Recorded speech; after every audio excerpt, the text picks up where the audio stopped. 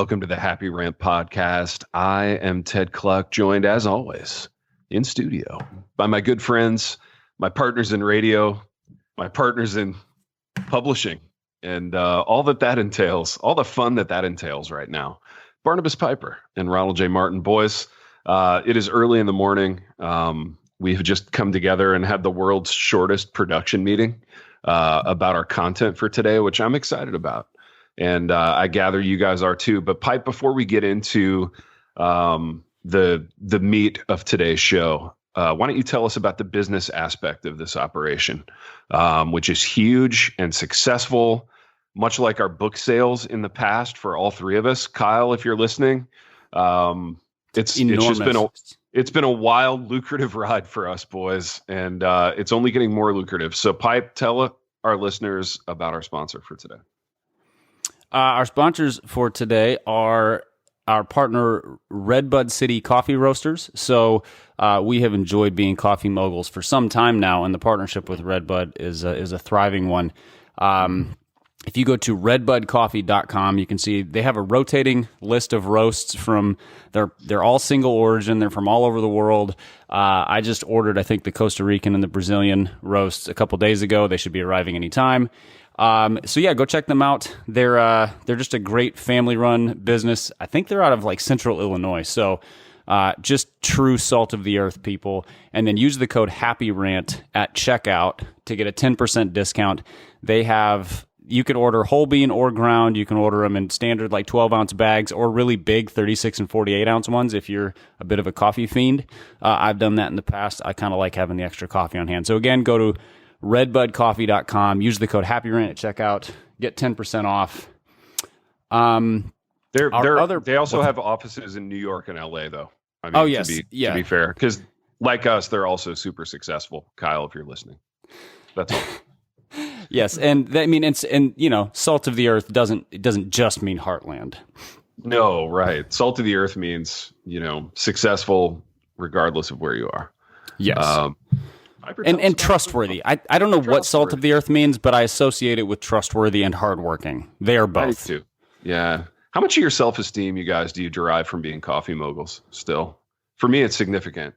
I mean, I have no self-esteem, so it's kind of a both and. I derive more from being a coffee drinker just because it just sort of boosts me every day. Yeah, solid. And then, Dwell, Piper, does that boost you every day as well? It does, actually. Although my wife listens to it more frequently than I do. I use it periodically. She uses it pretty much every day while she gets ready for work. Nice. So Dwell Bible app is our other partner and sponsor for today. And so Dwell is an audio Bible app, and they have just recently rolled out a new feature that they wanted us to highlight, which is actually pretty cool. It's a sleep timer, so you can set it up so, have like Psalm 23 reading to you as you fall asleep, and instead of burning your battery all night long, it will actually cut off after 30 minutes or whatever your timer is.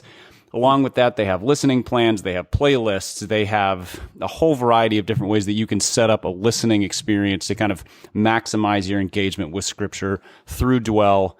If you go to dwellapp.io/happyrant, you can get a 20% discount off the annual subscription or the lifetime subscription.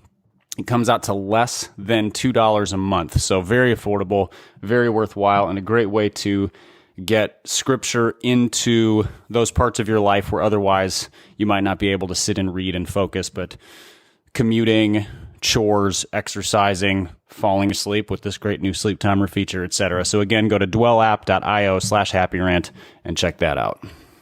Nice. It's almost as though Dwell was calibrating these things with our best interests in mind, Piper, which sounds a whole lot like the people we're going to talk about today, which is our moms. You had a brilliant idea of like whatever's the opposite of this godless hellscape of a year that we're in. And we decided that it was our mothers. We've talked about our dads a lot on the program. We're all big fans of our dads, but we're big fans of our moms too. And we're just going to talk about our moms today on the Happy Rant. So shout out mothers, shout out our mothers. Pipe, where should we start with this? I feel like there should be like a little bit of a roadmap of where we're going to go, but I'm just going to toss a question out there and we'll see what kind of dialogue it gets going. What's your favorite like enduring memory of your mother from like childhood? And Pipe, you can get us started. Man, there's, I think my favorite enduring memory of my mom was a big reader, and not just like sit in a corner and read by herself, but like she made sure that we were a family of readers. So we used to take these family road trips, like vacations and stuff, and we always loaded into the big like Woody station wagon, with the backwards facing seat and stuff. The backward facing seat, yeah. Yep. So because there was 4 boys at the time, this was before we adopted my sister. I got stuck in the way back with the luggage, which sounds a lot like punishment, except that it was awesome because I got to like throw a sleeping bag on top of the suitcases and play with my G.I. Joes and whatever, while my brothers were all crammed in the crappy vinyl middle seat. And but my mom would kill a lot of the time. This was all kind of pre-electronic devices, except maybe Walkmans. And she would read to us. So my mom would read like whole series of books to us, not just like little kids' books when we were elementary school, but like fantasy and historical fiction and all this stuff. So she'd kind of angle around on that front bench seat, pass out the snacks, and then read to us for like, it felt like hours at a time. And I would just be lying on top of the suitcases while she read. I'm trying to think some of the series that she read. I mean, she would do like Chronicles of Narnia. She probably did The Hobbit, but there was a couple book series. There was a guy named John White who did this whole series about, it was kind of Christian-based fantasy fiction. She would read Stephen Lawhead stuff to us. And so that's where I learned like what being drawn and quartered was. Nice. Because that's what good moms teach their sons on long road trips, is what it means to be drawn and quartered. Which is what would have happened if anyone had hit the back end of your car. Those weren't built for safety necessarily. It's also what might have happened from my dad if we had spoken ill of my mom or to my mom. I think he might have also drawn and quartered us. So yeah, that's pretty cool though when the pops comes to the defense of the mom though. Oh, that was terrifying. My dad. He didn't have a hot temper in general, but don't cross my mom if you were one of her sons. He didn't stand for it. Now, she wouldn't get car sick reading in the car like that? No, God's gift to our whole family that she could like turn around face backwards in a car. Granted, riding in one of those station wagons wasn't like riding in a car. It was probably smoother than riding in an airplane. It's like a living room on wheels. Yeah, they were so heavy, and then we had like 8,000 pounds of luggage in there, plus six people. So yeah, it was just gliding, just floating along. And of course, my dad was driving, so you're also going like 11 miles an hour in the right lane. So, so John Piper was a slow driver. Still is. Yep, he's a right lane speed limit guy. Okay, so I want to go in on that for like 2 minutes. Was it convictional? Like, this is what the speed limit is, therefore this is what I'm doing. Like, I can't imagine that there was any area of his life that went examined. So was it that kind of deal, or was it just sort of like timidity on the road? Oh no, he's not timid. That because like how he turns left at green lights in front of other cars. Okay. It's not timidity. It's absolutely it's lawfulness. He is a letter of the law. He's like, it says 55. Mm-hmm. There's not a rationalization for going faster, except I don't want to follow the law. Yeah. Whereas my argument is, if it's not enforced, it's not really a law. And I've asked police officers, and they're like, 8, 9 over is fine. At 10, we'll start to look at you. So if that's what the law enforcement says, that's the actual law. So we disagree on this. I don't argue with him. I just drive faster. That's funny, man. Big R, tell us about your mom, baby. Best or most enduring childhood memory. Yeah, man. Pipe said something that was funny about it struck a memory inside of me, which was, I remember the first time my dad referred to, he was angry because mom had a bad day with the kids. Mm-hmm. And I remember when he got home, it was the first time he referred to our mom as his wife. Oh, yeah. That stuff sticks with you. Oh, I forgot that the only reason why we exist is because she's your wife and she was your wife first. And he made that really clear. And I went, oh, I forgot. She's not your mom. She's your wife. And you're not real happy with us right now. Yeah. And that was a sobering moment because of the way he said it. And I was like, oh, okay. Hearing you. Yeah. You realize that in that moment, he's looking at you the same way he would look at like a drunk guy who catcalled her. Yeah. He's like, you will not And insult my wife. And you're like, he should look at you that way. Yeah. Yeah. Anyway. So we grew up in this sort of magical rural part, this valley in Southern California. And what was great about it was that it was magic, and it was these rolling green hills, and there was nobody around. What was bad about it was that everything was an hour away. And so my dad bought my mom this, I mean, there was only 3 of us by this time, but my dad bought my mom this 12-passenger Ford Econoline van, which, again, man, thinking of dad's logic through this, given the gas mileage that it got, again, the gas was probably only 50 cents a gallon anyway. But nevertheless, my endearing memories of Ma would be, man, just driving in this passenger van everywhere. We spent a considerable amount of time in the passenger van, in the Econoline. And so would this have been like an early homeschool van? Like a first gen homeschool van kind of thing? Yeah, it probably would have been. And, minus the homeschool, right? Because this was all pre-homeschool hype and all that stuff. So, dude, this was in the boom of Christian education. It totally was. So this was early. Yeah, this was Christian school personified.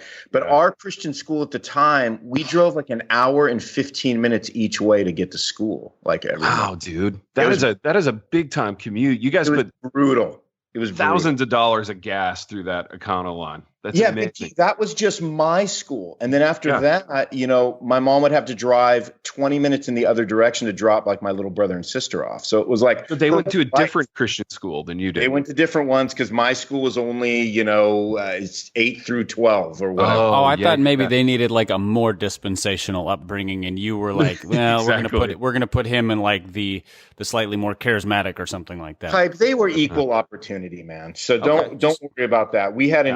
There was an equity of charismatic / dispensational Christian schools at that time to go around for everybody. They actually drove your brother to Israel a couple of times a week in that time. In the van. Well, they didn't drive me to Israel, but they would hang our Israel flags on the Econoline as we're pulling into the parking lot, right? They had a little Star of David on the rearview mirror. Totally, 100%, because, Israel. But that's going to get us in trouble somehow right there, but I don't mind. Dude, I think it is. Yeah, that's a well, not in our tribe. I mean, I don't know. But so this is what we had, Big T. You'll like this. Yeah. So this was, we had an old Econo, and we had 8 tracks.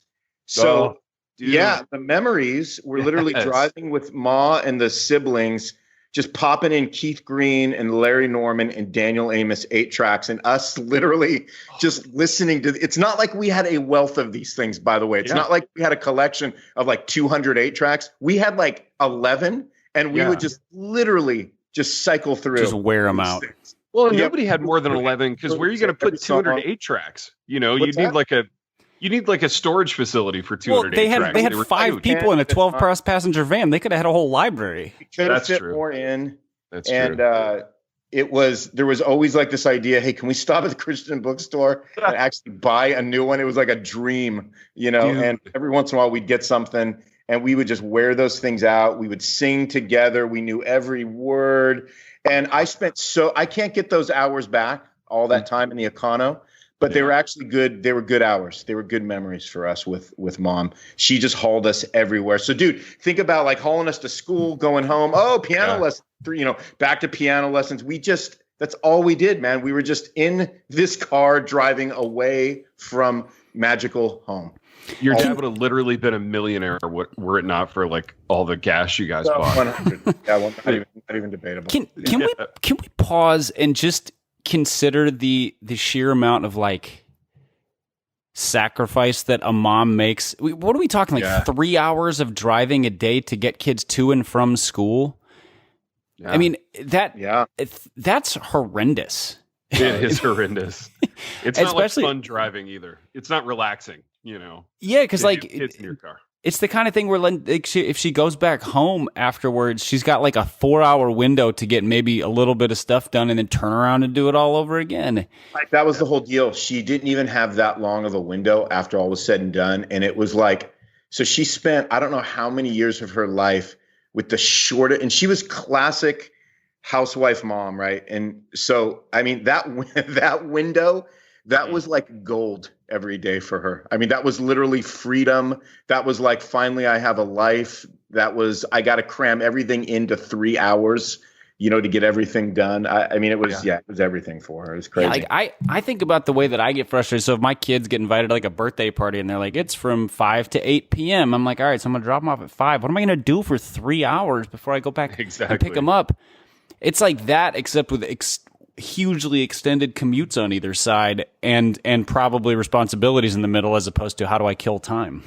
Totally. Yeah, that's crazy. It was horrendous. I can't believe she did it, but it was sort of the sacrifice of like kind of living out in this sort of, like I said, like this sort of this magic rural, area for us to grow up. That was the sacrifice. The sacrifice that we never had any time to enjoy it because we were in the econo driving all day. But the scenery was nice. In the econo. The scenery was fantastic. Yeah. That's amazing. Dude, you mentioned something in your segment that made me think of something from the 80s and from the world of moms, which was Christian bookstores. Like, shout out Christian bookstores.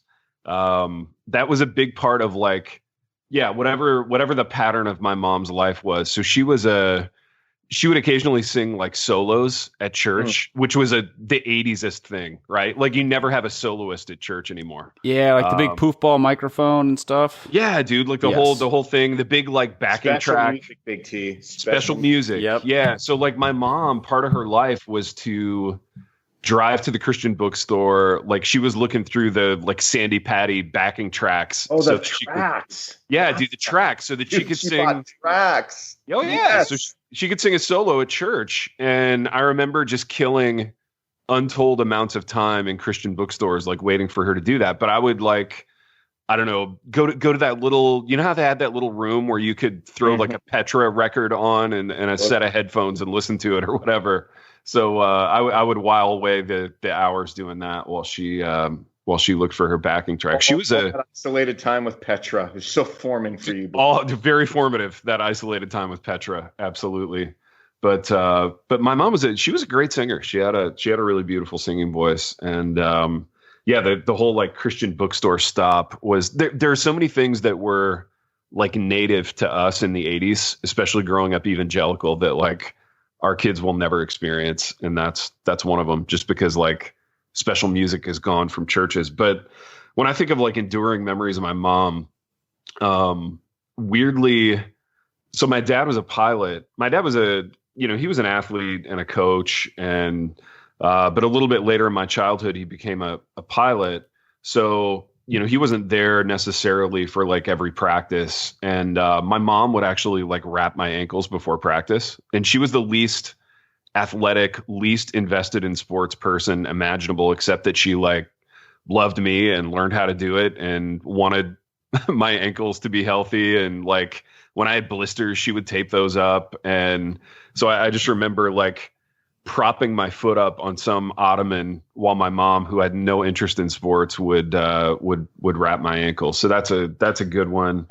Gosh, I had another one. Oh yeah, because my dad flew a lot and traveled a lot. He would be gone for a night or two at a time, and my mom would always pull out like Sound of Music, some kind of video that she wanted to watch, like Fiddler on the Roof. So I think a lot of my artistic formation, and she was a very creative person, so she did the music stuff and painting, and I think whatever creativity I managed to like finagle out of my childhood came from her influence. But yeah, like having seen some of those movies, some of those musicals, it's all her doing. So those are pretty solid memories of the time that we would get to spend together when Pops was gone.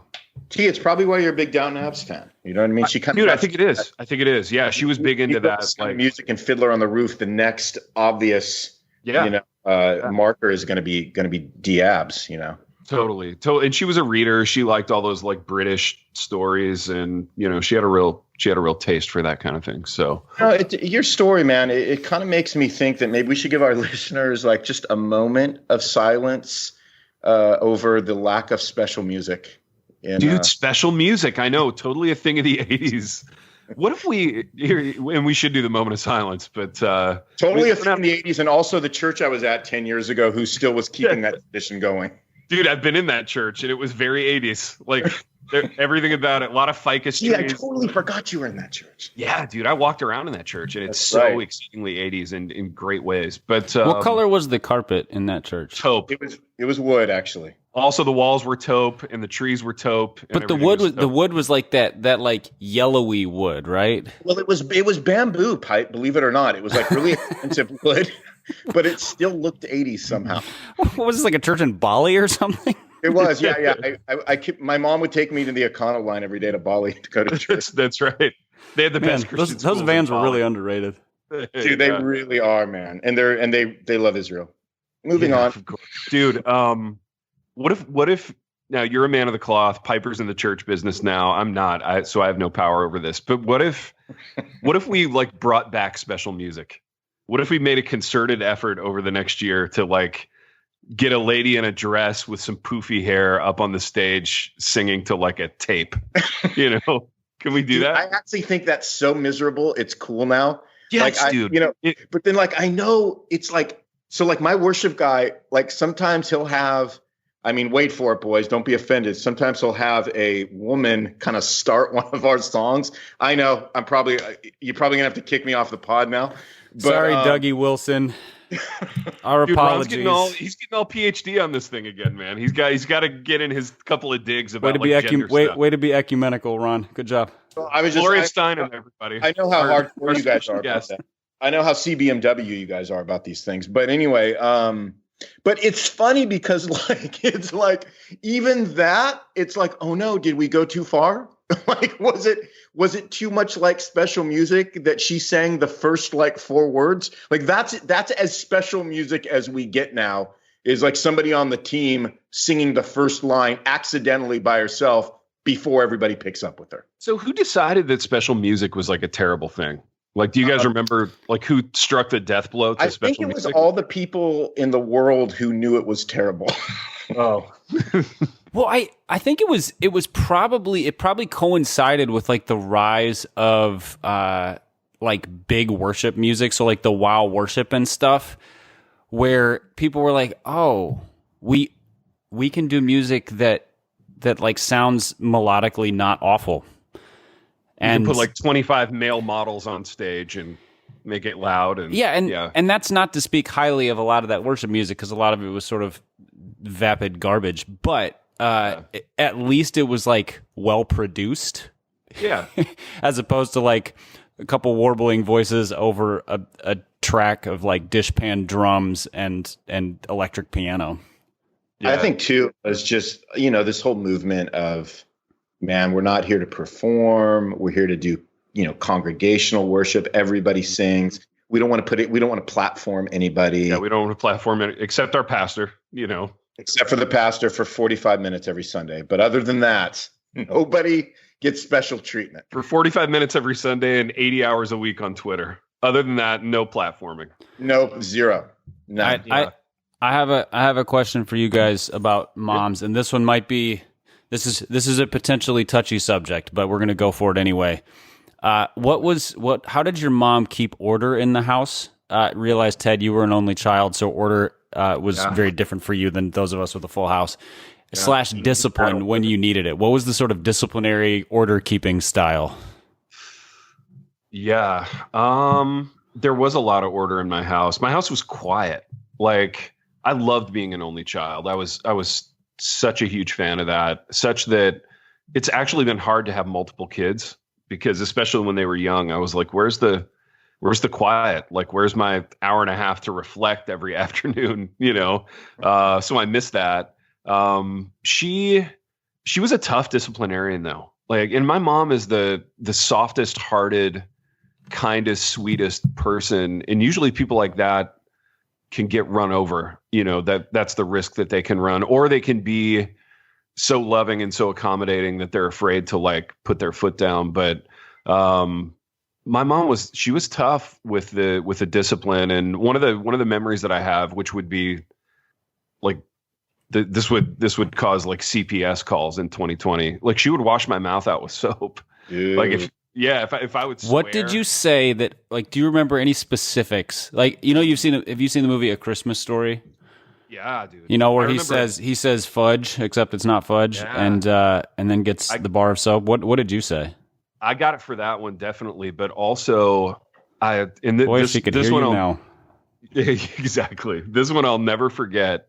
I made fun of another kid's last name, and she freaked because we have a weird last name, and she probably knew what I would put up with and what kids could just be mean, but she didn't tolerate me being mean to other kids in that way. I wasn't a mean kid. I'm sure I was just experimenting with like making a joke, about somebody's last name. But I was in that front bathroom getting the bar of like Dial soap shoved in my mouth for that one. Dude, and again, like in today's like vernacular, that moment would be anathema. It would be like, you don't have mother anymore if that's today. Yeah, it'd be like, what wounds do you have from that? And I'm like, no wounds, except that maybe I'm a little bit better of a person because she did it. Like I'm. Also, I learned not to eat soap.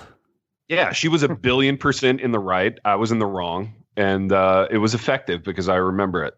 So yeah, shout out to my mom for doing discipline. Discipline or abuse, Ted? I don't know.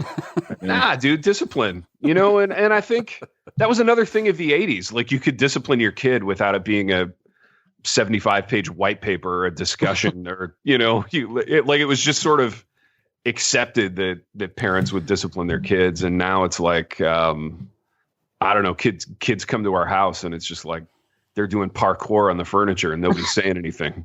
You know what I mean? It's insane. Dude, I got some soap. I had Did you? I had the soap experience for sure. Yeah. I mean, that's what it was. But you know what? So, Pike, to your point, man. So it wasn't like in A Christmas Story for me. She didn't just put the bar in my mouth, but she would like take it and rub it across my teeth. Oh, so it's like soap shavings scraped onto your teeth. Totally. So it was like. So she would just rub it all across my teeth and up into my lips. And so that, for like 5 seconds or whatever. And so it was like, okay, we're done. But it's like, now you have like, that's what a filthy mouth, that's what it's actually like. Yeah. She was teaching me through it. So then it was like, so you'd go and you'd immediately try to rinse out your mouth, but then it would just become all like bubbly and soapy and sudsy. She was a genius. Oh, dude. Yeah. So you just like the more water you put in, the more it was like bubble bath in the mouth. Right. Yeah. So at some point it was like, I don't know how to get rid of this stuff because the more water I do to rinse it out, it just makes it worse. Like that was brilliant. You were learning a little bit about science too. I was learning a little bit about science. And trust the science. After the age of 7, I never spoke to my mom again. There you go. Well, what sweet memories, So guys, all of this Econoline soap stuff is pre 8 years old. Exactly. A lot of miles in the Econoline before. Yeah, if you talked to Lorraine recently, let me know and say hi to her for me because that was it. Dude, is she still driving like whatever today's version of the Econo would be? Yeah, that would be a BMW SUV, and I shouldn't have said that, but I did. Dude, Lorraine, living well, dude. She put in a lot of miles in the Econo. Yeah, she earned it with all of that commuting. BMW SUV, man. There's no doubt about it. Good for her. Yeah. Pipe, what about you? Lessons from your mom from childhood? My mom. So I'm the youngest of 4 boys, and my mom is the oldest of 10 kids. So needless to say, she learned a fairly firm-handed version of keeping order in the house, and not in like a drill sergeant, like she was hard and mean, but like the rules were the rules, and you knew exactly what they were. I never wondered whether or not I was out of line. I knew exactly what in line was and exactly what out of line was, and they were kind of a one-size-fits-all disciplinarian family. Like it wasn't until I was probably like middle school that we moved beyond just you're getting a whooping. Like it's just, so if you're fighting with your brother, if you break something, if you lie, if you mouth off to your parents or whatever, you're just, you're getting a whooping. And so it was just that. And I'm sure there are people who are like, oh, you have to discipline different kids different ways. And I think that's probably true. But when you have 4 boys and like you're just constantly bordering on anarchy, Yeah. a firm hand is about the only way to handle it. And I don't recall them, either of my parents. Like I don't recall a sense of like, boy, they were really over the top. I pretty much always deserved it. But she, like I remember her. She would, my brother would be like sitting on my chest, just beating on me. And she would walk in and she didn't take sides. She would like collar us both, like send us to different corners, paddle us both and like sit us off somewhere. And it was just like, just crushing all uprisings before, she's like, I'm not the jury. I'm just the judge. Like we're not weighing cases here. Whose fault it was. I don't care. Don't do this anymore. And it was pretty effective. It's kind of cool that they didn't have like mommy blogs back then, where she would have like collared both of you and then set you in like some perfect lighting and taken a picture of it. Yeah, Gosh, it would have been so much better though. It would have been so good. Yeah, it would have been so much better. It's really it's using your kids as object lessons for the internet is great. It's really good for their psyches. So I wish she would have done that more. I need to write a blog about it, and then afterwards, I need to get some comments on you to add to the blog. That would have been so instructive, man. So enriching too. I think it's so like the whole rise of the mommy blog and like this life is so messy and my life is one big load of laundry kind of thing. Like I don't even think my mom thought in those terms. With 4 boys playing, playing like 4 different sports. She was like a professional chauffeur while also not missing games, or at least she or my dad were at one of our games because sometimes they were at the same time in different parts of the city. I remember, she had, we did chores and we would have these piles of laundry that were like floor to ceiling and took up half the living room because again, 6 people in the house. And she just never quit. Like I don't know when my mom rested ever. Yeah. Because I know I always wonder that too, Pipe. I know they had like those days where it was just nonstop, man. It's crazy to think about. Did your moms ever hit that point? Like I remember one specific occasion. My mom was at the stove making dinner, and I'm sure it had been one of those days that was like took 3 of us to different practices. We went to private schools here and there too, so like there was a lot that we didn't have buses. So a lot of carpooling and things like that. So maybe she took a carload of like other little brats too, and then laundry and whatever. And we're just bickering. Me and at least one of my brothers are just bickering. She just slams the wooden spoon down, so like spaghetti sauce or whatever it was, like splatters up to the ceiling. She turns around and just walks out of the house. Yes, I was probably like 6, and I was like, "Mom's gone. She's never coming back." Wow. And she never came back, did she, Pipe? No, I've missed her ever since. That's sort of the dark ending to the story, Ron. Yeah, the end. But did your moms ever just reach that point where like they just like they needed like their 15 minutes of like I'm gonna choke these kids if I don't just breathe some fresh air or get some quiet? 100%. And they would like my mom would escape to her room, like shut the door. And then and this is what I want to ask you boys, then it turned into the classic wait until your dad gets home. He's going to deal with this. And it's like, no, it's like, oh, no, you just announced the apocalypse is what you announced right there. See, my mom would it took an enormous amount for that to be the case. And it was one of those things where like, if I had like done something really bad at school and my mom, she's the one who picked us up. So she gets the note from the teacher and she's like, we will talk to your father about this. Dude, that's when it's bad though. That's when all cliches aside, that's when it was brutal. If it was something to where she wouldn't take care of it on her own, which is actually what you always hoped. And if it was like, yeah, we'll put this on hold until Pops came home, you were done. And then the rest of your afternoon was ruined and you were scared to death. And, again, this hasn't happened to me since I was 7 because, of everything I described, but yeah. Yeah. Ted, did you ever get the wait till your father gets home? I've been sitting here thinking about it, and I think because I was an only child, there just wasn't that level of chaos. You know what I mean? And there's nobody for me to fight with. Like if I was nobody to fight with, T, so you didn't really ever get in that big of trouble, right? So. No, and if I did, it was always like because of somebody else in the neighborhood or whatever that I was, fighting with or whatever. So it never got to that like wait till your dad gets home point. Now there were definitely times where like my dad would get very upset with me. And it would kind of be good cop, bad cop a little bit, although they were always on the same page. Dude, I remember one time when, and this was so formative, man. It's funny what's formative about growing up. I was in high school, and it must have been like shortly after I got my license. So I was probably 16, maybe a junior.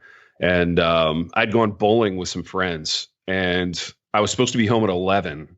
And I got home at like 11:03, like literally 3 minutes after the curfew. And my pops freaked. Like he was waiting for me and like waiting to chew me out. Uh-oh. And I was kind of like, what's the big deal? But it was him just like teaching me a lesson about when you say you're going to do something, like you need to do it, you need to follow through. And it's amazing what sticks with you. So like, I wanted to ask you guys, so we've kind of talked about like what specifically we learned from our moms, but what attribute did you take? Like what aspect of your personality did you like most get from your mom? And I think for me, it would be like, she was always the soft kind of tenderhearted one, and very tenderhearted toward anybody who had less or anybody who was weaker. Just exceedingly kind, forgiving, the first person to say, I'm sorry, the first person to say, I forgive you. Like whatever kind of soft heartedness I got, I think I got from her. What about you guys? My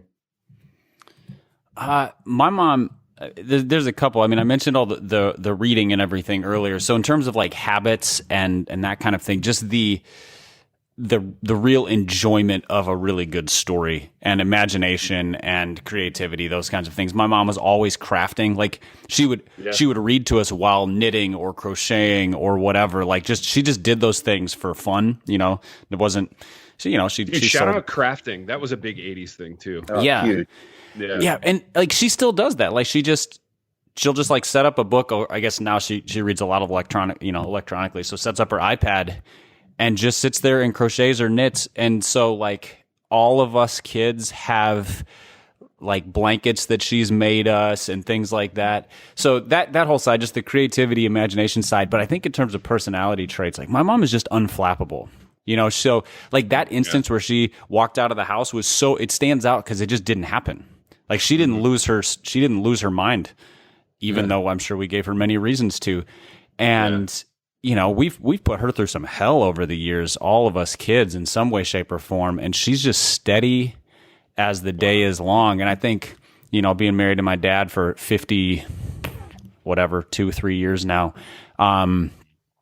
and being with him through kind of the craziness of ministry, just solid as a rock. And I think, I don't know if I've absorbed that in terms of personality trait or as much as aspiration, but I look at that and I go, that she just shows her strength in that. And I think I've absorbed some of it in just sort of like weathering things. She just weathers a lot of stuff and comes out the other side.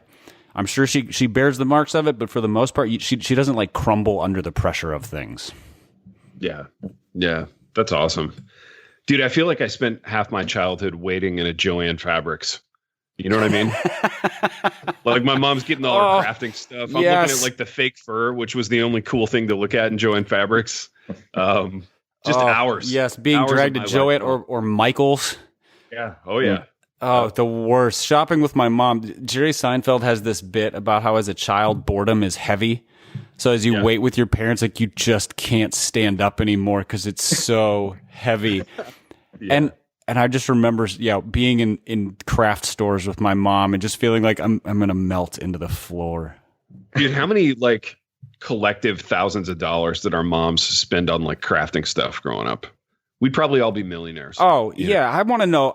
Like, if I could just have all the money she spent on like hot glue sticks. Oh, totally, dude. Just that. I would, dude, I could put one of my children through college. Totally. Like the glue gun was fascinating though. I'm like, this is really cool, Mom. I always loved that glue gun, but I always loved the glue gun. It was a penalty of death that you would ever touch it. Yeah. Yeah. I had to achieve a certain level of trustworthiness before I could help my mom, because she used to make these Advent calendars. So like one piece goes on each day, and they're like these big fabric things, but they were made for like little kids, so that you'd hang them low when the kid could put them. And then there was kind of a whole story, and you read through it bit by bit to get to, Jesus in the manger was the thing that happened on Christmas morning. But she made them all. So it was like sewing and Velcroing. But then there was like, you had to hot glue the Velcro onto the little pieces. And that became my job. And it was like, a promotion from childhood to trustworthiness when I got to use the hot glue gun for the advent calendar pieces. Big pipe. I don't know that I ever graduated to it. I don't think I was ever trusted with Ron's still waiting to use that glue gun. Yeah. Baby, we got to get you a glue gun.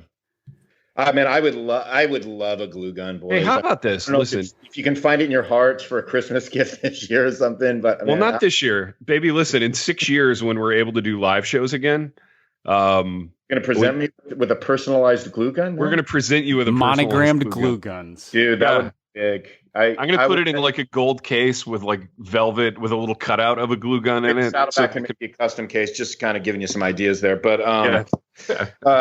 it'd be hard to contain my emotions, So expect a lot of tears and just the inability to even thank you in the moment. I'm going to be so choked. I love it. Well, in true mom fashion, I'll be waiting by the mailbox for the thank you note like a week and a half later. That's another mom thing.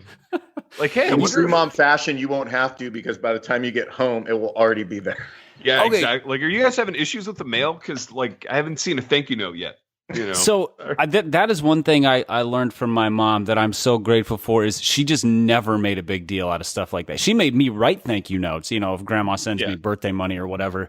But I never remember my mom getting huffy about things she didn't receive. Thanks she didn't receive. It just wasn't an issue,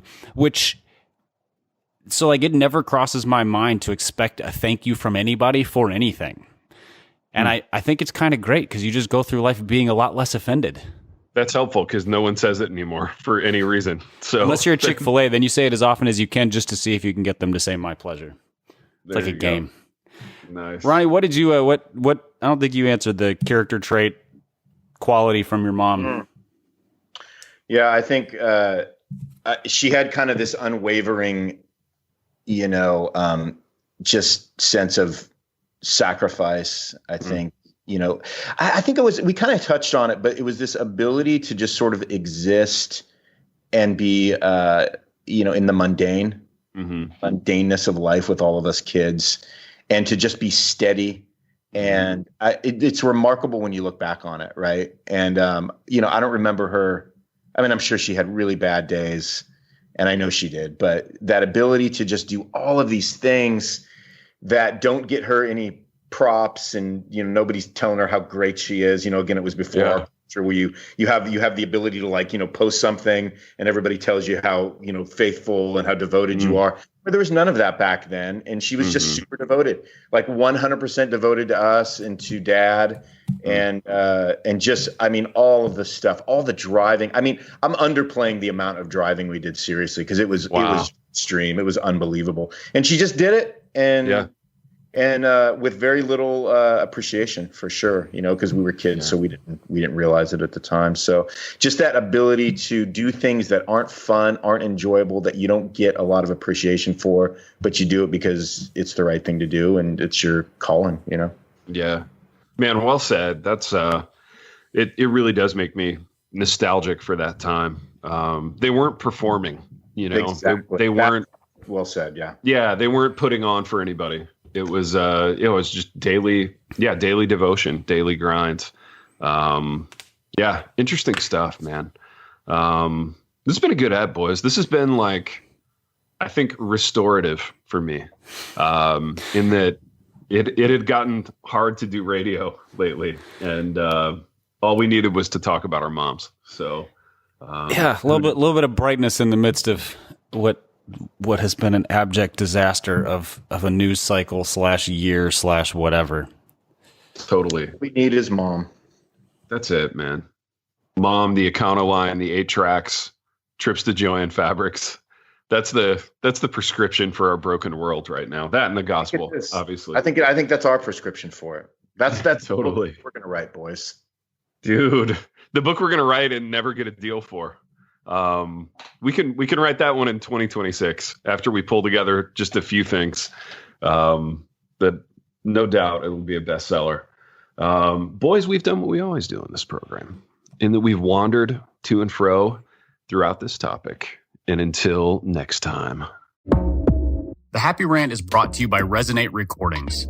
If you go to resonaterecordings.com, you can see the full range of services they offer. So if you're considering starting a podcast, they are the ones we recommend going with. Again, go to resonaterecordings.com to see their prices, to connect with them and ask any questions, and to see what they can do to help you launch, edit, master, and improve your podcast. Again, go to resonaterecordings.com to see what they can do to help you launch and improve your podcast.